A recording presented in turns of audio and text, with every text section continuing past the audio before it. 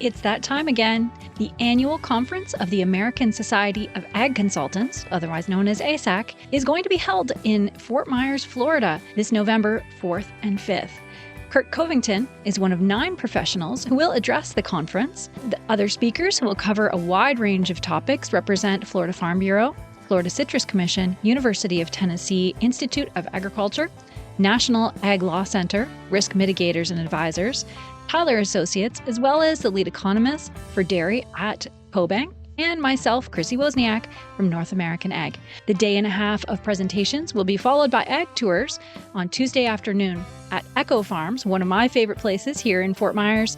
Attendees will experience farming at its most creative, with unique demonstrations, plants, and techniques being used to help farmers and urban gardeners in developing countries. A second tour at Echo will showcase simple technologies that can improve food, water, and shelter for millions of people. A third tour of a hydroponic grower is also being planned. For more information and to register, visit www.agconsultants.org. That's www.agconsultants.org. See you there. Our sponsor today is GAPS. GAPS brings water remediation and soil amendments to the agricultural businesses of Ontario, Canada. Phosphorus runoff is a big deal. This company coordinates and facilitates grant-based projects that are built to test new phosphorus removal products on an ongoing basis. GAPS provides these successful R&D products in their toolbox of solutions and are sold to the producer, golf course, and municipalities. Their goal is to help build better soil and to manage water without the use of chemicals. Visit GAPS at gapsontario.com or visit their link in the show notes.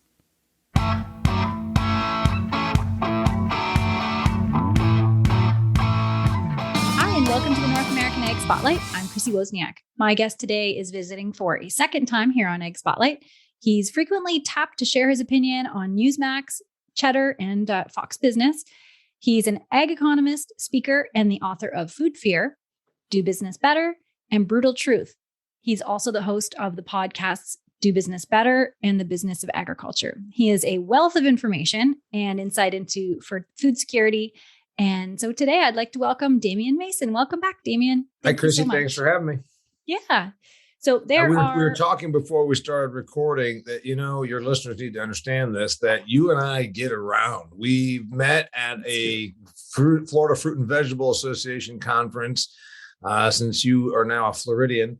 In September, then we were at World Dairy Expo. In fact, that one might have been before the other, and then we also crossed paths, I think, somewhere else. But anyway, the point is, we are out here with our ear to the ground in the business of agriculture, right? That's it. Always listening, right? All over the country. Yeah, and there are two main angles I want to look at with you today. One from the agriculture producer perspective, and then from the general population and consumer perspective. So let's start with the farmer. Farmers are, as you know very well, in a unique position. They don't control the price over their products. They don't obviously have any control over the price of their inputs. So what are you seeing in 2022 in terms of how producers are balancing high inputs, high fuel costs, but also high commodity prices? Yeah. So this is a real issue, obviously. We have been, and you've seen my stuff, my posting on social media, we started being told that inflation was transitory a year ago. And I started calling BS on this thing. I'm like, well, wait a minute. I've never heard the word transitory in all of my economic studies. We never even used that word. They're saying that because they want to sound a little more scholarly. It's supposed to be temporary. Oh, okay, it's temporary. Well, you know what else is temporary? Cancer. Cancer is temporary until it kills you. So everything, frankly, is temporary. Wars are temporary. Cancer is temporary. Life is temporary. If you just put a long enough horizon out there. So they kind of wanted to float this idea that this is a 1-month blip or a 2-month blip. And anybody that's actually been in business and understands how these things work is like, there's no way you can't disrupt the supply chain through shutting down manufacturing and shutting down consumption, and then expect not just for a day, for like weeks, months, several months, quarters. And so expect that somehow we're going to just bounce right back. And the North American consumer that lives in the suburbs really believed they could just sit at home and watch Netflix, and somehow everything else was just going to plow along. It's like, well, if you're not actually producing something or you're at half capacity, what do you think else is happening? So anyway, the transitory nature of this, the lie that this inflation was transitory really bothered me. And then we in ag continued to do the production, right? You can't not farm the acres. So that was important. We were essential. We were very essential. But what about the machinery that our plants were not getting their raw ingredients for? So all of a sudden, you've got a John Deere piece of equipment that doesn't have a part because the place that manufactured it was shut down, or we couldn't get something off of a cargo ship from some other country. So there became this big backlog. So obviously, these prices are not going to go down anytime soon, because we still haven't gotten caught up on the production ability. We also were caught with our pants down. Let's face it. They taught me in history, back when we still taught normal history, the United States of America has never won a war. We have never won a war. What we've always done is outproduce the competition. We didn't beat Germany. We weren't better strategists. We didn't have better generals. We had more natural resources, more ability to just outlast them, frankly. And that's where I think we got a real problem, because now we're dependent on inputs. The Russia-Ukraine thing is only the most recent iteration of this. It was inputs for the chemicals and the inert ingredients and all the stuff that we were manufacturing in China. So you've been making crap in China for a long, long time to reduce cost of production. And now when you don't produce the stuff, again, you didn't win the war. You won because you outproduced. Now we're not producing it. So who's got the upper hand? China did. Now Russia's got the fertilizer and Ukraine. So we're going to have these cost issues for a while. These cost issues. The good thing is, now I work with a group called Extreme Ag. That's a group of a consortium of farmers that are from different parts of the geography here in the United States. Very forward-thinking, progressive, business-minded farm operations. And one of my guys and I were talking about the reality. He said, I'd rather have high-priced commodities along with high-priced inputs versus $3 corn and low-priced inputs, because I can still make money at high-priced corn with high-priced inputs. So let's not pretend that there's not money to be made out here, because there is. And the reality is, if we get back to being able to fix our supply, might take a year or so, or we start manufacturing our own, or really ramp up processing and producing our own stuff here, we will probably see then a decline in the input prices. It's unlikely that they would stay this high for beyond a year or two, especially if we can fix the production of those things. So I'm actually pretty positive about how things look for 2022. 2023 is going to be a matter of, can we get the stuff that we need to go to the field? That's how it looks to me. Yeah, that's good. So how does all of this compare to what happened in the 80s? Is it better then? By the way, I want to throw another one at you, following up, Chrissy, on the last question. Yeah. You began it by saying farmers are in a unique position in that they are price takers. And they teach that in Agricultural Economics 101. Farmers are price takers. You sell for what the market, offers you. Now, the reality is you can control pricing a little bit. You can hedge, you can protect against losses, and you can, play the speculative market a little bit. And so, we always like to say that. And sometimes we say that in a very overly complimentary way, like, oh, these poor farmers, they just have to take whatever the price is and they can't control any of that. Well, that's not completely true. They can control it a little bit. But the other part of that is this assumes that everyone else in the world is not a price taker also. And I just want you to kind of always think about this. I've been self-employed for 28 years. I've taken what the market price is also, because I can't just say, you know what? I want to make $50 million this year. I'm just going to up my prices. Ain't nobody going to hire you. Ain't nobody going to buy your books or sponsor you or hire you for a speaking engagement because you're completely off the mark. So to say that nobody else is a price taker is kind of wrong. Ask the dry cleaners down the road. Right now, they are raising their prices, but they waited until the market kind of went along with it, right? You're hearing that now, like the grocery stores are saying, yeah, we thought we could pass along a 5% increase. ConAgra Foods, a bunch of these food companies are saying the same thing, Chrissy. Nestle, just read an article on the Wall Street yesterday. Nestle, one of the biggest processed food companies in the world, said, we are going to pass along another 5.5% price increase. So you're saying, well, that's not being a price taker. They were until it became evident that everything else was going to jump up 5.5% and they could do the same thing. So in many regards, most businesses ultimately are price takers. They take what the market is offering or will bear. The farm situation is tougher in that a lot of times your input prices remain at one level as the output price can drop precipitously. Now, that's not happened now. We've got a really good situation for the farms here in North America where corn's climbing to the high sevens and soybeans are 16, new crop $16 or something. But the worst scenario is your input prices were already fixed, and then you have a precipitous decline in your price going into like the harvest season. Although most business-minded farm operations set themselves up with programs and insurance packages to protect against too big of losses for that. And I think that we're going to be okay. So I think we're going to be okay in 2022. If 2023 crop prices remain good and you can lock those in and you can get your inputs bought, it looks like it's going to be a pretty good year. That's good. So you're saying that if we compare this to all the issues in the 80s, even though this feels really bad, we're definitely in a better position. Now, I know there's going to be some farmer that's listening to this, is bristling a little bit because he's mad about something. He's going to say, damn it, that Damian Mason said that everybody else is a price taker also. Now he's going to get really mad because I'm going to say, guess what? This don't compare to the 80s, because you know what? It doesn't. If you're of a certain age, you don't even really understand the 80s. If you're of a certain age, you're probably tired of hearing your parents or grandparents talk about the 80s. I always put it in perspective very simply, and I did so in my book. I'll say it just as simple as this. This is not walking uphill through snowstorms both way to school. I'm not carrying on about how rough things are when I was a kid, but I will tell you, I lived through the 80s, and I always was a person that paid attention. From the time I was a little boy, I read the media, watched the media, paid attention. 1981, all hell breaks loose, right? 82, 83.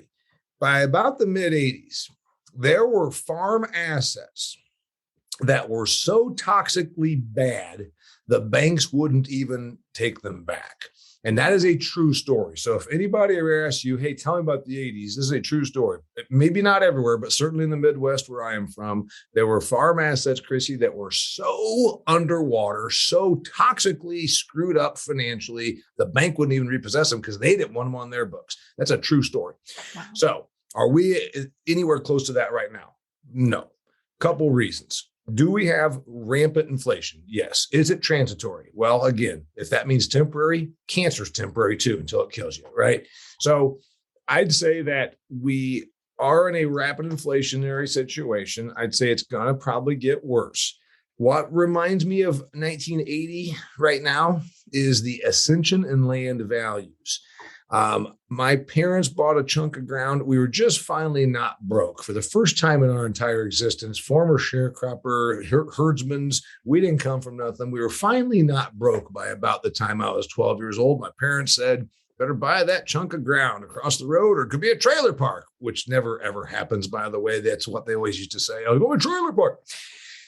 At 18% interest at peak land value. Within 1.5 years of that acquisition, the land was worth less than 50% of what it had been 18 months prior. So are we going to see where agricultural assets, meaning land, drops 50 to 60% 18 months from now? I don't think so. But the numbers look fairly frothy. Stupidly frothy, maybe not quite stupidly frothy, but on the verge of alarmingly frothy. Maybe that's a good way to look at it. Right. When something goes up, you're a smart girl, anything you're going to buy. You know, you're sitting there in Florida saying, you know what? I want to buy 6 more fruit trees to put in my yard. I want to buy 6 more. I want to buy a car, whatever that thing is. If someone says, hey, you know what? You should buy this now because it's gone up 30% in the last 14 months. And if you don't buy it now, it might go up another 30%. And then are you really behaving rationally, or are you behaving more frightened? Are you behaving more out of fear? And that's where I think the inflation thing hurts folks. The farm operator says, crap, I turned down that farm down the road. It went up for auction for $9,000 an acre and here in Indiana, and now it's worth $11,800.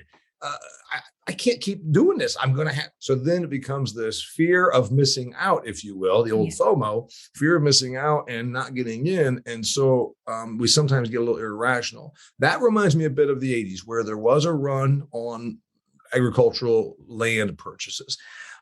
We don't have 18% interest. We do have a more manageable debt. And a lot of folks would say, oh, that's great. You mean as long as interest is 5.5% or 6% and it's not 18, I can't get hurt. Well, remember, that's still debt and it has to be serviced. And so there's an important consideration there. If just because you think your cash position or your asset position is good, look ahead 2 and 3 years from now and say, can I service that debt? For instance, my parents did it because me and my brother worked really, really hard at keeping that farm going. And my dad was able to get back on his railroad job in 1985 because he had been laid off because the railroad was just as bad as the ag market was. And because of his off-farm income, we were able to climb out of that.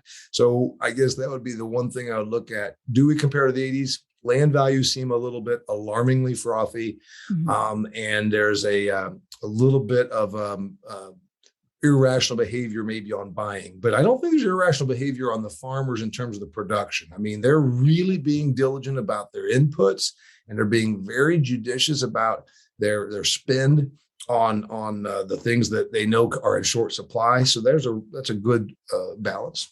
Yeah, that's good. And then kind of getting into the land values a little bit more in the Corn Belt, it's been reported that price increases this year over last are around 18%. Is that a little bit conservative, do you think?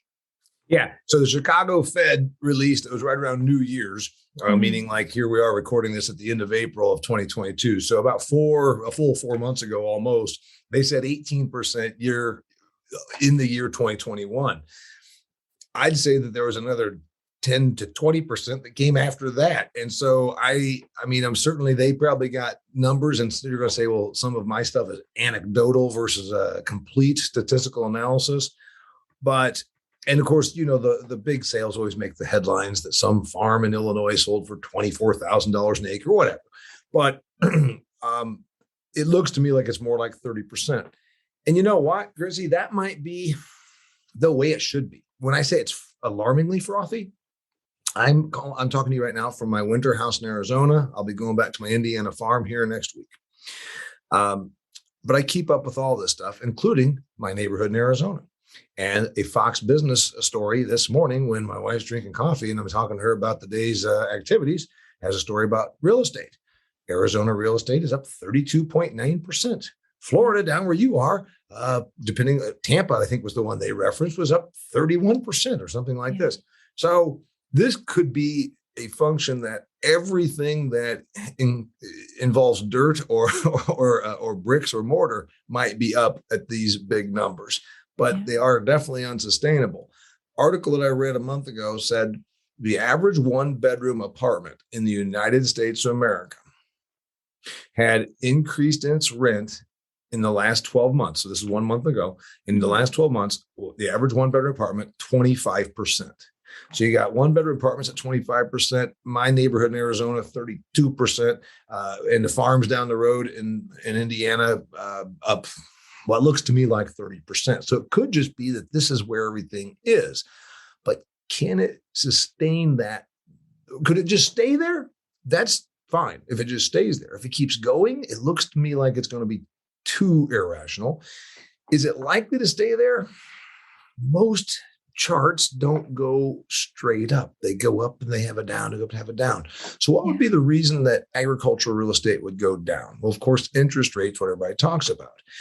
There's the other part of this that makes me think that they will maybe not continue to go up, but they will maybe not go down much. There's a boatload of cash sitting around. I have people that I know that ask me about farmland investment. And that usually tells me, oh, we're a little long in the tooth. When my suburban friends in Phoenix are asking me how they could buy farm ground in Indiana, it tells me, oh, time to peel out of this. Yeah.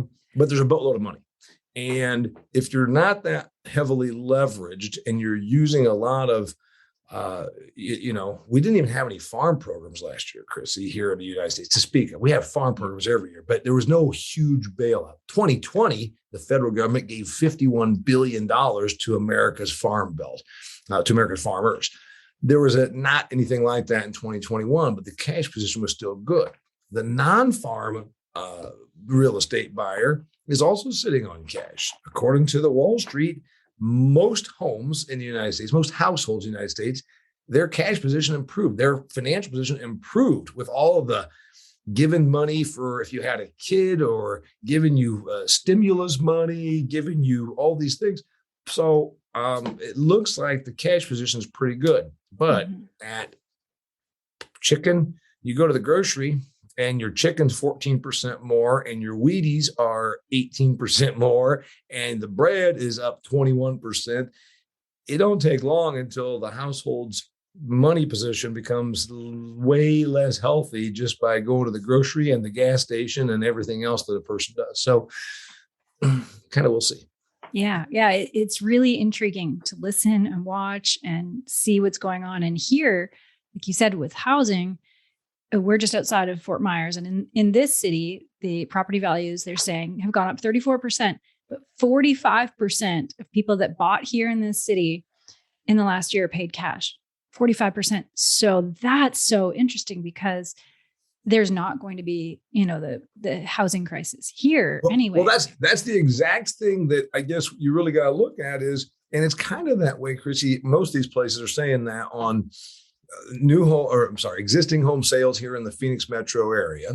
And again, I know that your listeners are saying, hey, we're the North American ag spotlight. Why are they telling us? Well, because there is a correlation.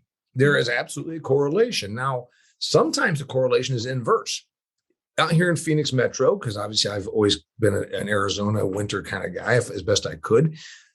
In the year 2006, things were plowing along, going up 20% year over year. And I remember saying, yeah, it's not time to buy out there. It's time to, and I didn't have a place at that point. And then the bottom fell out 08, then 9, then 10. And again, it was, went through this whole thing. But the position of many buyers was that they were on 0% mortgages, 3% down. And so if your place, loses $100,000 and you paid $200 for it, it's obviously a problem when you also didn't put anything down. In the agricultural real estate situation, anytime that I have bought farms ground, I've had to put up a minimum of 30%. So I guess there you go. If you did buy farm property and you put 30% down, and we just said that we think farm ground has gone up around, say, 30% in the last 16 months, it drops 30%, which is probably unlikely given the amount of interest that ag has right now. You'd still be back to break even, right? You'd be back to even in terms of, what you're in it for. Then it becomes a matter of, can you keep paying for it? And, then there's rent rates and all these kinds of things. But in general, I don't think we're going to see a big washout like foreclosures and 1980s kind of thing. I do see that we should level off. I see we should level off because usually other asset classes make farmland less exciting, right? Right now, there's all kinds of people chasing this. They've read that Bill Gates owns 250,000 acres, and they think that there's some reason to be in this. And there's people calling me wanting to get in it. And there's even now investment groups, right, where you can give $100,000 to some group, and essentially they'll buy into farm ground, and you'll be a fractional ownership. So that doesn't amount to that much of the market, but it is a little bit of it. Looks to me like we're going to be fine. I don't see a big, huge correction downward. I could see a little one, but it seems like there's too much cash hanging around, and that's across the board. Like you said, your neighborhood in Florida and my neighborhood in Arizona, and then also the entire state of Iowa. Right. But you know what? The question is then, if we do have a downturn, what happens? Who's going to get hurt, right? Yeah. Well, it's usually always the person that's over leveraged. Yeah. You know, just because you have a bunch of assets, again, if you can't cash flow it, if you still have to pay a mortgage on that property and your farm income or your rent, if you happen to be just a landlord, does not cover it, then you go to your pocket for the balance, right? And so that's where the whole issue came about in the 1980s. You lost 70% of the value, or 55 or 60% of the value. And then also the income off of it dropped by half. So you were sunk both ways, and the debt you were obligating was at 18%. So in hindsight, it's like, well, hell yes, this was going to happen. Right. How could it not? Yeah, that makes sense. So what do you think about Amazon buying up prime farmland and putting up solar panels? Amazon doesn't do anything that doesn't make sense from a business perspective. So how on earth are solar panels more valuable than producing good farmland? What's going on? Yeah, so you've been watching my commentary about this in my home county in Indiana. And I personally know at least one of the farm owners that is selling, and I believe I know a few of them that are going to take this deal. They're not selling, they're going to rent it. First was made aware about this whole solar thing about 4 years ago. I was a speaker at the Illinois Farm Managers and Rural Appraisers Association meeting. And I sat in on another session while I was there, and it was about the solar leases, what was coming. And I remember thinking to myself, I'm in like Springfield, Illinois in February. The sun has not been out since sometime in October. Why are we talking about solar in Illinois? It's great during the growing season to grow corn, but why are we thinking about putting solar panels out here? And then I found out why. The presenter, this gal, was talking about the leases that she had been setting up, and this was again 4 or 5 years ago. And she says, so right now it looks like the number is $400 per acre per year cash rent. Mm-hmm. I'm thinking, okay, even here in Illinois, pretty good rent rates. Let's say they were getting, I don't know, $250, something like that back then. I'm like, wow, you're talking, 3 times, more than 3 times, 3.2x what you would get it if you rented it. This is crazy. So I stayed for that whole session. Then I read a couple of articles. Then it turns out solar starts coming to Indiana and it's closer to my backyard. And in fact, now there's going to be at least one, but it looks like a couple solar farms in my home county. Now, my concern with this is multiple. How could something be this profitable that in a place, and you're from Buffalo, for God's sakes, you know what I'm talking about, an area that does not get sun for multiple months of the year. How could we get enough energy, enough BTUs or kilowatts or whatever whatever measurement you want to use out of solar panels in a place that doesn't get sun for much of the year? And it's enough that you could justify not just putting it on the roofs of your warehouse, but going down the road and telling a farm owner, I'm going to give you 3 or 4 times what you would get if you just rented it to me to produce soybeans to put solar panels out there. The math seems very difficult for me to comprehend. Now, I've had people say, oh, well, if 1 acre of solar panels generates this much, then this, and this. I'm like, well, there's a couple of ifs there. What if again, we are talking about versus actual crop production, those numbers maybe don't make sense. There's one big concern. I think it's a threat to our food autonomy. If you view food as national security, by the way, the reason it makes money is if you look at it, Amazon's doing this for the tax incentives, the tax breaks, and obviously to go out and appeal to all of their shareholders and customers and say, we care about the environment. And the average person that's online right now adding stuff to their basket on Amazon doesn't have 2 hoots in hell about how food is produced. All they know is they heard this. Amazon gets its power from solar. The fact that it also went out and blanketed farmland with solar panels is lost on them. And then I would say this other thing. So first off, I think that our tax dollars and our national energy policy is flawed in that we're rewarding that. Mm-hmm.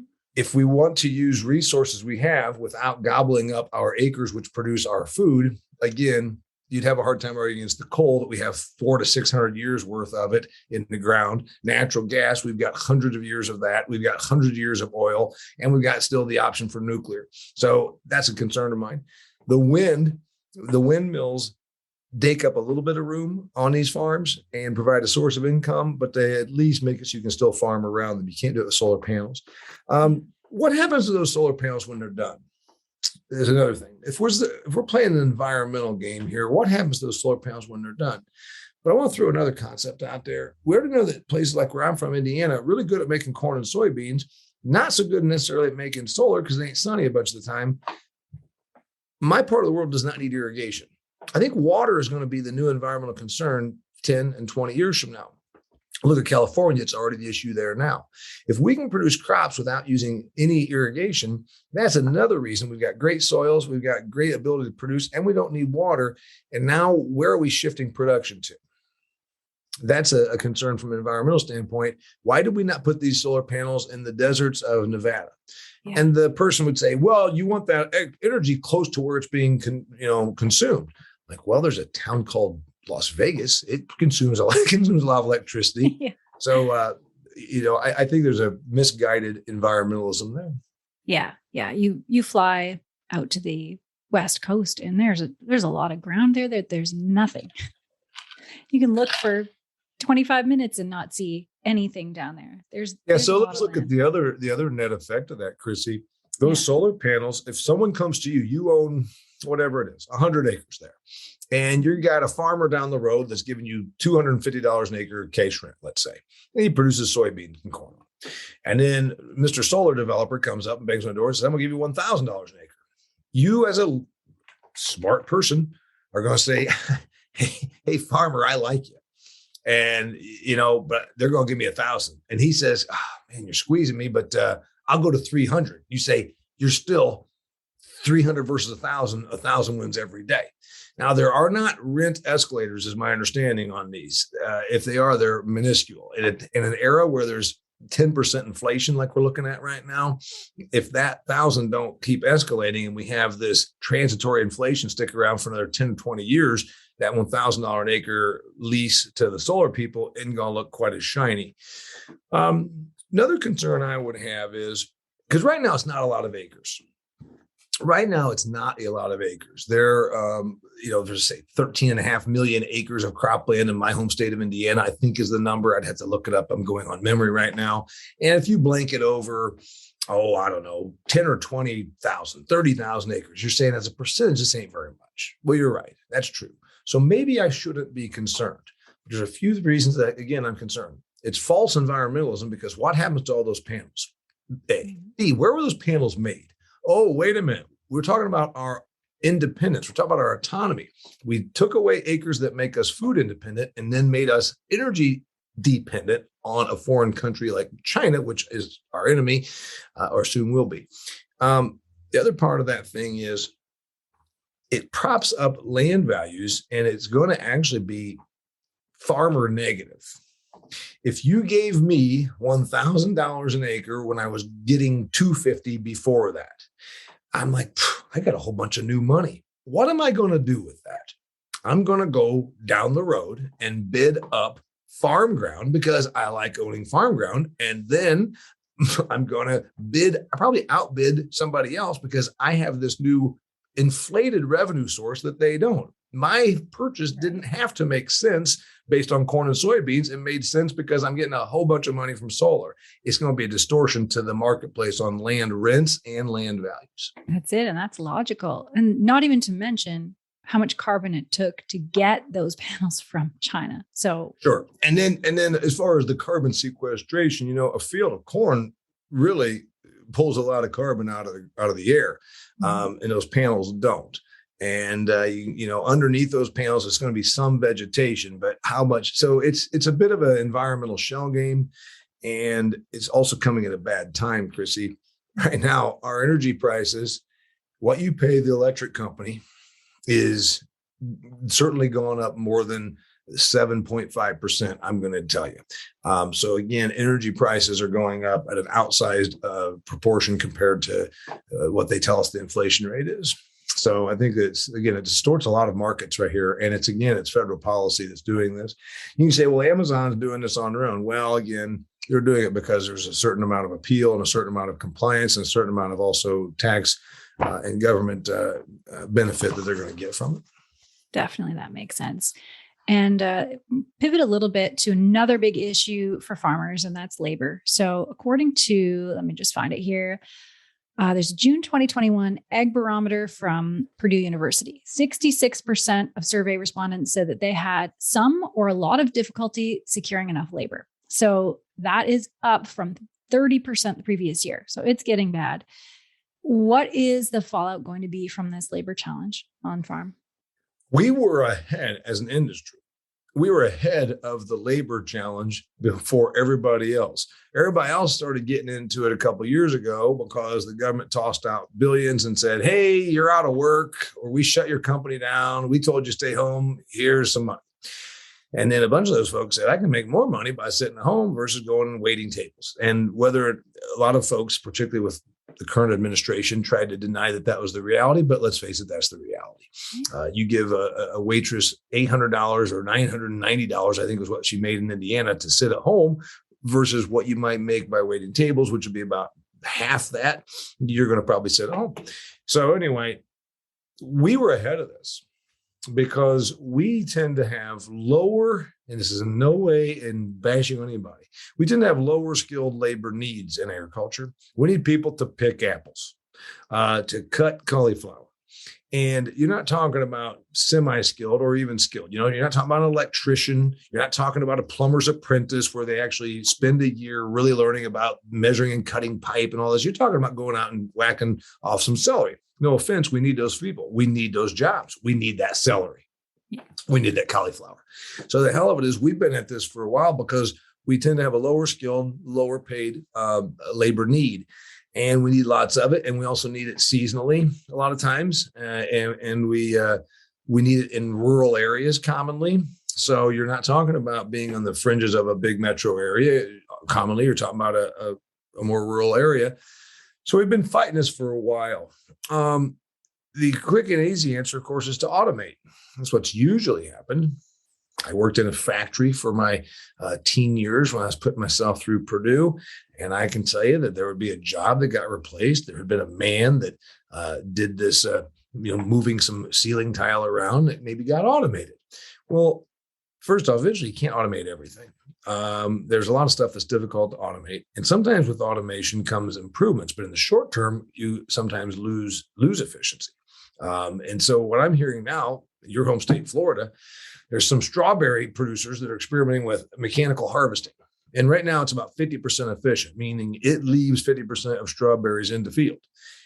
What if that, instead of saying, you know what, let's wait till we perfect it. What if they say, I'd rather get 50% than none because I can't even get any workers to show up here. So talk about food waste. Now, if the sacrifice is, it's going to cost me $48 an hour to get somebody to come here and pick strawberries, this machine might waste half of my strawberries, but damn it, I got to get something out of this field. And it's still cheaper to waste half the strawberries than to hire somebody. That could be a real thing. Generally, automation has improved efficiency. Look at using milkers, milking machines like we have on the dairy farm I was raised versus going out there and squeezing Bessie's teats. So we might have that real issue. We are going to be squeezed harder, I think, in agriculture because, again, we don't have the numbers. We haven't had those numbers for a long time. I'm not sure we can automate fast enough. We've been calling for a long time for a guest worker program. In general, the government has turned a blind eye to what happens because certainly a lot of people know that on our livestock farms and our produce farms, we might have illegal immigrant labor out there, but you go and shake them down too much, you ain't gonna have any food in the grocery store. This has been an issue for a long time. And frankly, I think it gets worse. I think it's worse as we move forward. Yeah. So what's the answer? Considering all of this, what should farmers be doing now to either brace, to get ready? What should they be doing? Yeah.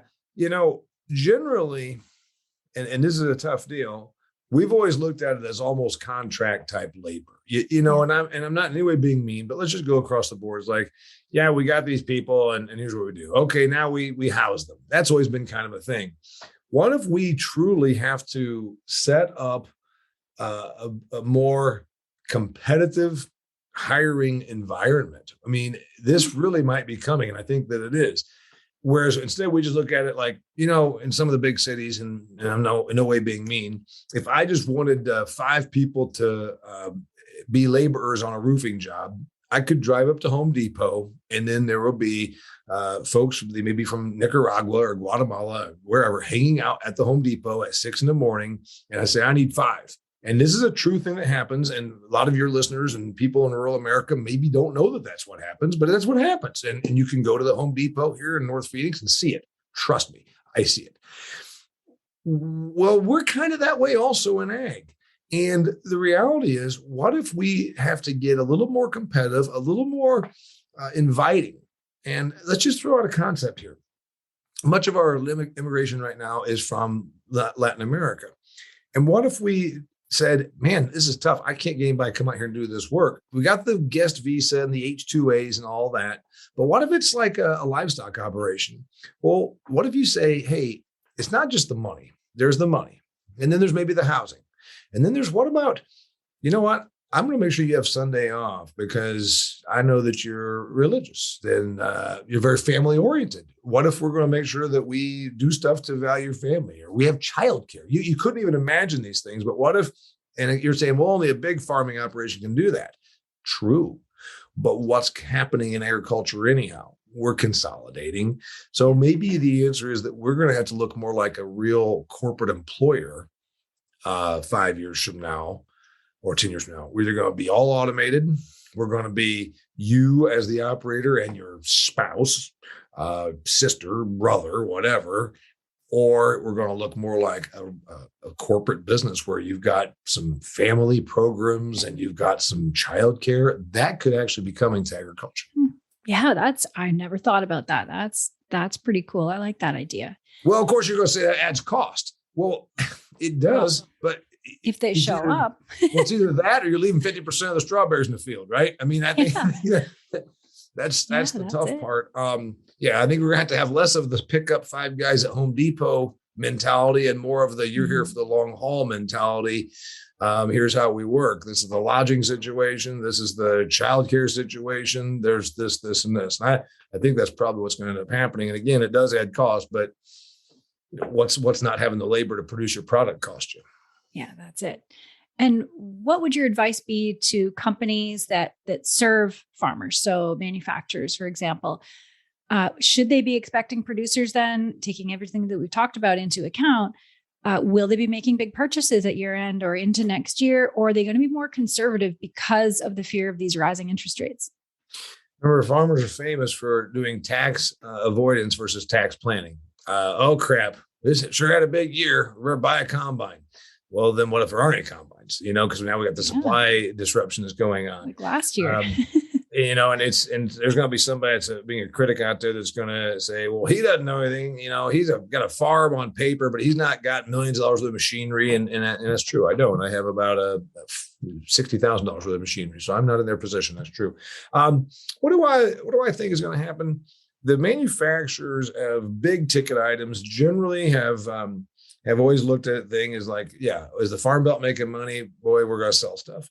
And then we were overproduced for a while. Remember, I remember doing a speech for the Montana Farm Equipment Association, and the person from Case IH was there and said they had enough combines to, satisfy 2.5 years worth of demand already built. But now we get into a different situation. This was a decade ago. Now we don't have enough combines to satisfy demand. So what to expect?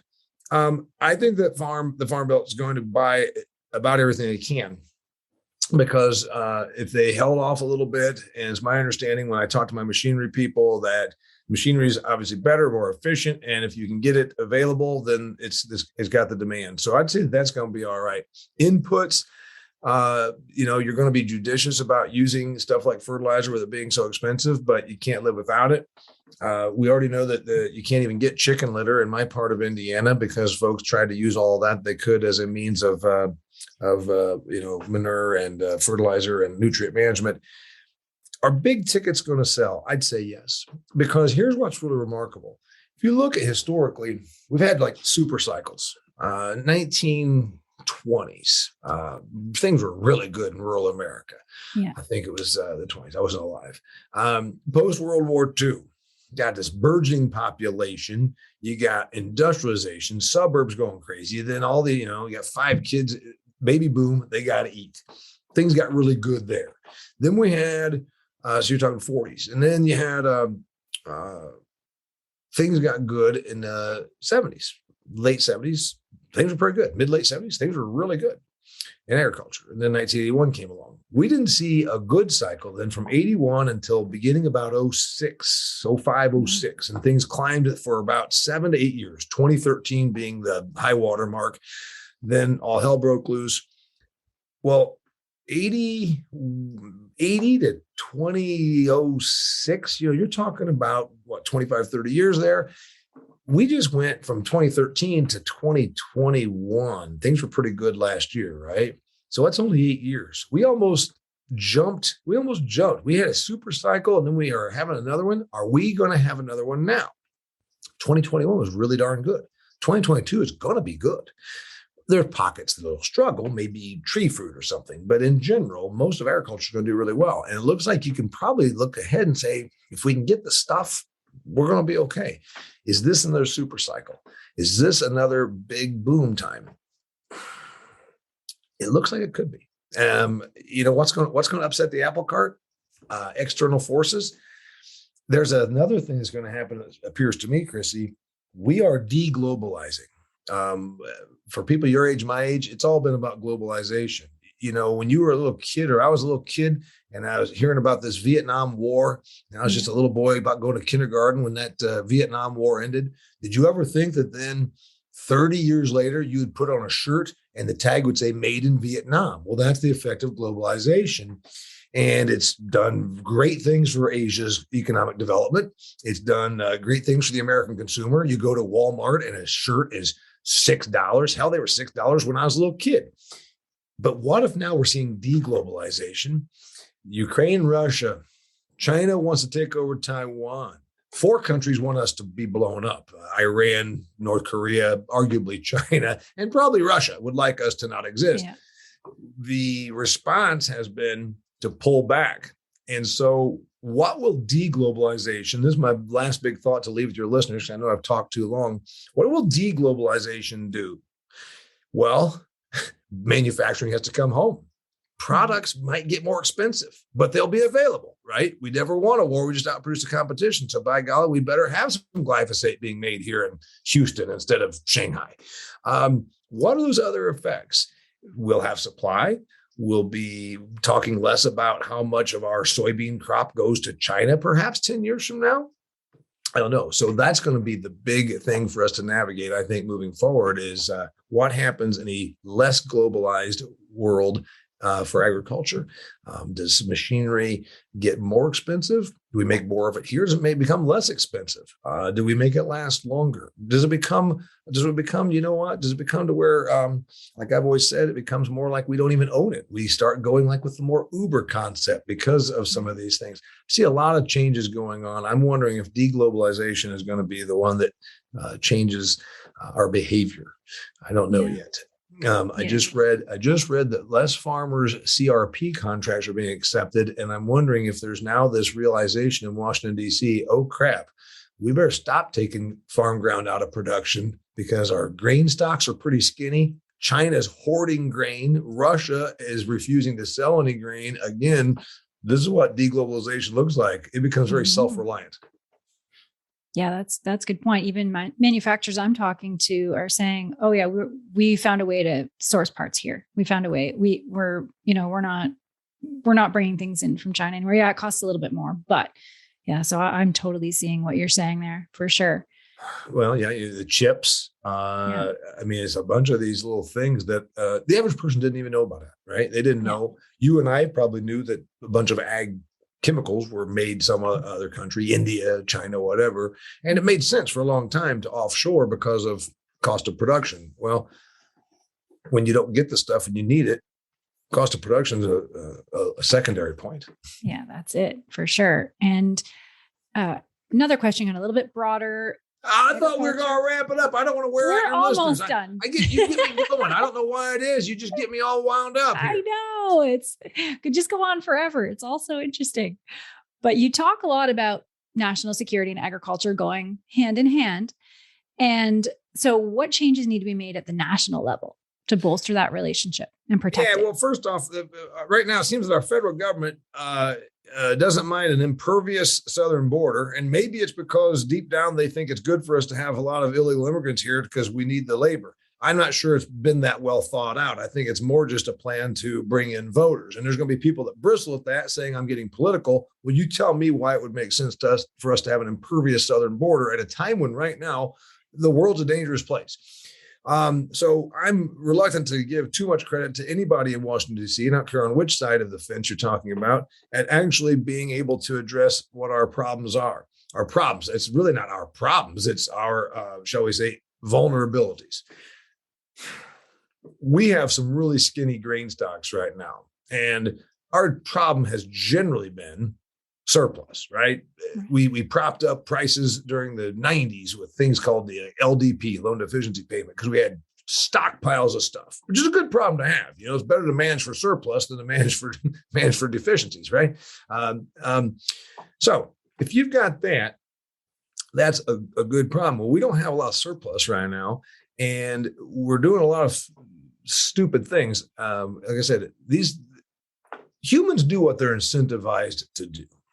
Okay. Just like when you pay the waitress $990 a week and she don't have to work, she's probably going to do exactly what you paid her to do, not work.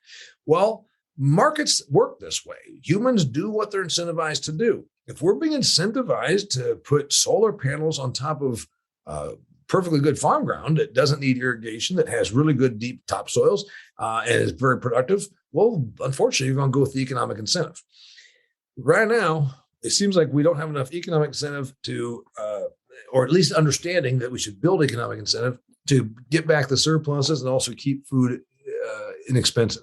I saw that Joe Biden this morning was on talking about her Psaki, which basically she talks for him all the time. Kind of reminds me, Chrissy, like they always talk about a sister that always talks, and then the little brother never learns to talk because she answers all the questions for him. That's about what we got going on in Washington, D.C. right now. Jen Psaki is the older sister that does all the talking for the brother that doesn't have to talk.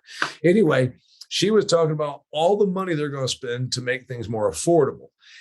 That's usually not worked. Doesn't work with the family budget, does it? Yeah, throwing more money out there into the system hasn't typically made things more affordable. So we got this real concern there. And again, food. United States Department of Agriculture was founded in the 1860s, signed into law by President Abraham Lincoln, who called it the People's Department. I've talked about this a lot. The People's Department, meaning it was all about safe, abundant, and affordable food for the masses. And that has been the cornerstone of America's greatness, is that we had food covered. Now you go and invent Google. We got food covered. Now you go over there and invent the assembly line and build some Model Ts. We got food covered. Right now, it don't look like we have food covered. Right now, it don't look like we have food covered because of the supply that we going to need, of the inputs that we're going to need to go to our fields. It doesn't look like we have ag covered because we aren't sitting on enough stockpile. It doesn't look like we have ag covered because we're not protecting ourselves as well as these other countries that are our enemies are using food as a weapon, or using food as a bargaining chip, or using food stockpiles as military preparedness. It doesn't look like we have food covered right now. So we need some changes in Washington, D.C. about how we view food as national security. No question. I agree. Well, thank you so much. I'm pretty sure we could probably go on. I could talk to you for about 3 hours on the same topic and we wouldn't run out. But I guess got to let you go and have the rest of your day. So where can people find you? Where can they buy your books? Sure thing. Go to DamianMason.com, DAMIAN, DamianMason.com, and you can find all my stuff there. My books, my podcast, The Business of Agriculture, which Chrissy so graciously mentioned. We got 240 episodes out now, so there's plenty of good stuff for you to look back and find there. You can even, if you want to get your entrepreneur side going, check out Do Business Better, the book or the podcast. You can check out videos of me, like Chrissy said. I've been on some news media. You can look at some of my interviews there. And if you're really bored, you can watch some videos of me on stage talking. And if you decide, what the heck, I've got a conference coming up, well, then you can also give us a shout and I can come and speak at your conference, because I speak at a lot of ag conferences. And that's kind of how Chrissy and I met. That's right. Yeah. And it's pretty good. Makes you think and laugh. Those are the best if you can think and laugh while you're watching somebody at a conference. For sure. Thanks for having me, man. Yep. Thank you so much. And thanks to everyone who's watching or listening. If you want to learn more, we're going to provide all the links in the show notes. Don't forget to subscribe to North American Egg Spotlight on YouTube, Rumble, Telegram, or EggFuse channels. And the podcast is available on Spotify, Apple, Stitcher, Amazon, or wherever you listen to podcasts. And have a great day.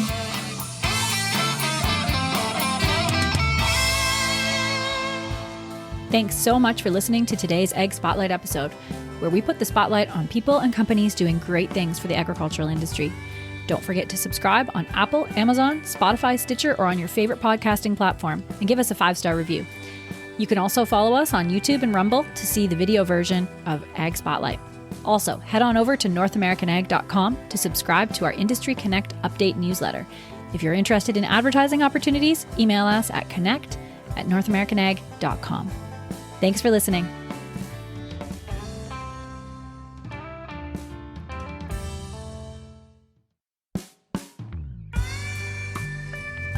Our newest podcast by North American Ag is called What Color is Your Tractor?